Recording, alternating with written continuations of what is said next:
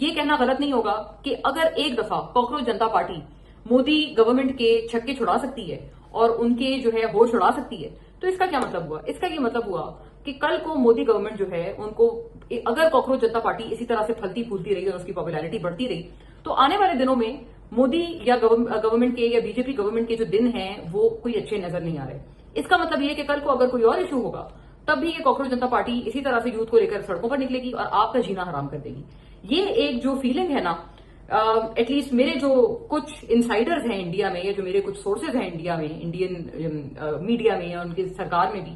وہ مجھے یہ بتاتے ہیں کہ یہ وہاں پر ایک بڑی ایویڈنٹ ایک وری ہے، پریشانی ہے مودی سرکار کو کہ کل کو اگر یہ ہمارا دھرمیندر پردھان کا استعفی لے کر جا سکتے ہیں تو کل تو یہ میرا بھی استعفی لے کر چلے جائیں گے. کل کو تو ہم سیف نہیں ہیں، کوئی بھی ایشو آئے گا ان کو موقع ملے گا یہ اسی طرح سے سڑکوں پر یوتھ کو نکال دیں گے اور ہمارا جو ہے وہ جینا حرام کر دیں گے. سو یہ ایک تھاٹ میں نے اپنے سورسز سے جو میرے انڈیا میں ہے وہ میں نے سنی ہے ان کی زبانی، کہ ایسا لگتا ہے کہ ہمیں کاکروچ جنتا پارٹی کو کوئی نہ کوئی اس کا علاج کرنا پڑے گا، کیونکہ اگر یہ اسی طرح سے پاپولیرٹی اور یہ جو پارٹی ہے یہ پھلتی پھولتی رہی تو یہ آنے والے دنوں میں ہمارے لیے کوئی بہت بڑی پرابلم